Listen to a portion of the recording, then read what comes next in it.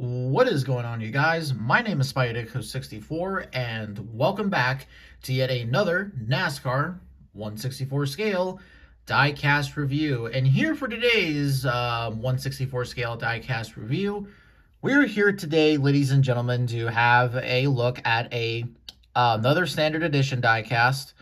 Of course, I recently did one on Ross Chastain and Daniel Suarez's Darlington throwbacks.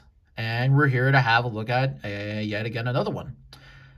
So yeah, we're here today to have a look at Shane Van Gisbergen's number 16 Wendy's Chevy Camaro for Colleague Racing.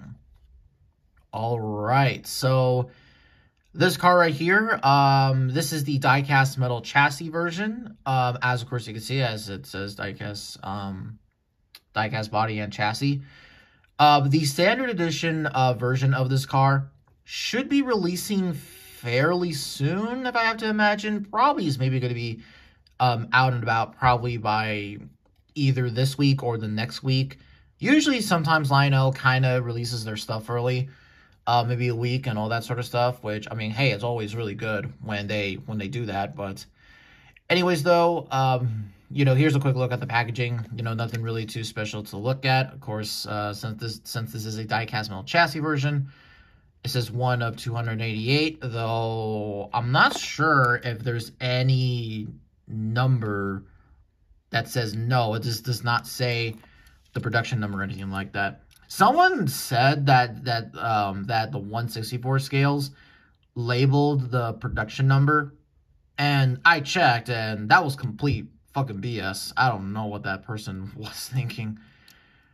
But anyways, though, here is a quick look at the car itself. And wow, what a fantastic looking paint scheme right here, man. Wow. You know, honestly, wow. I mean, you know, you really honestly have to admire the differences between this and the renders, because wow, it just does not do it justice. But wow, what a really great looking Wendy scheme right here. Wow, I'm just really in awe by this right here. So yeah, now this paint scheme right here, as of course you can see, this is one of 3 different Wendy schemes that SVG ran this year. There was this one that he ran at Talladega back in the spring of 2024. And then also one he ran at Chicago, which was the Spicy Nuggets one. And then there was also another Spicy Nuggets one that was that had like dice, and that was ran at Las Vegas. Now, unfortunately, though, all those got canceled in the Gold Series, but this was the only one that was able to get through. There was also quite a bit of some Xfinity ones as well for Shane Van Gisbergen, but unfortunately, though, they all got canceled in the Gold Series. Now, there is one in the NASCAR Authentics, but I don't have that to review. Maybe I would have done a double diecast review on that, though I'm going to talk a little bit more about that later in the video. But yeah, I really love the way that this Wendy's scheme came out. You know, when I saw this car at first, and when I looked really more of it, I mean, this is really giving a lot of Jeff Gordon vibes, you know, for real. Of course, you know, with the red and especially these flames on the front of the car, with them swooshing upwards, you know, swooping to the side. And then, of course, you got these ones, of course, swooping upwards. It just looks really, really damn good. So yeah. Now, one thing though I really have to say that really struck me when I saw this car at first is the side of the car right here, which has this little kind of gradient pattern to it. It's not entirely black, but of course you can see some speckles right there, like some sparks. But the top of the car is black with a little bit of the blue flames. So yeah, like I said, I'll give it a lot of Jeff Gordon vibes with this one, definitely for sure. This is basically a reverse of his red and blue flame scheme that, you know, he ran from 01 to like 09. This is definitely kind of giving off those vibes, really for damn sure. Now, I was already going to get this car initially, but however, though, I got, the WeatherTech version, and I decided to keep that in its box, to keep that one in its box. But however, this time around, I'm going to keep this, I'm going to, keep it loose. So, yeah, that's actually the reason why I got the Ross and the Suarez one.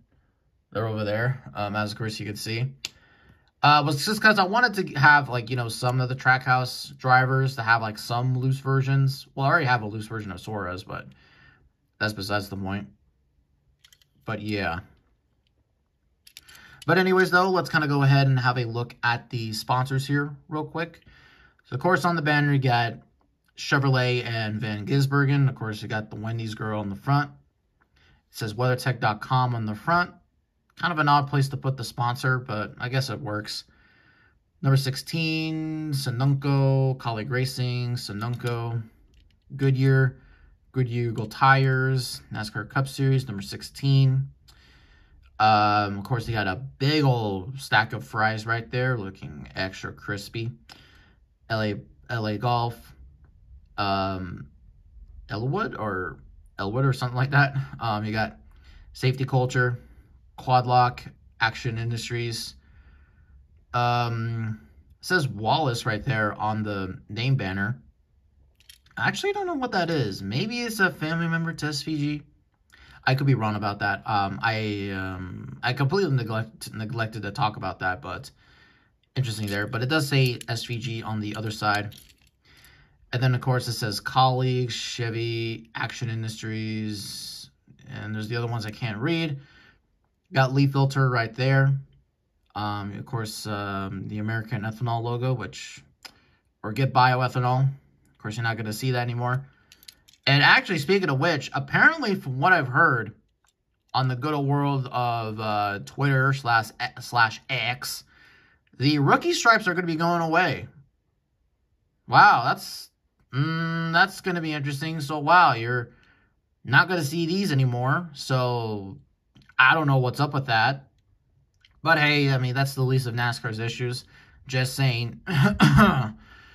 So, on the back of the car, it says Ride or Fry. It says Wendy's right there. Camaro, and the flame pattern continues. Of course, you got the red spoiler right there. Yep, red spoiler.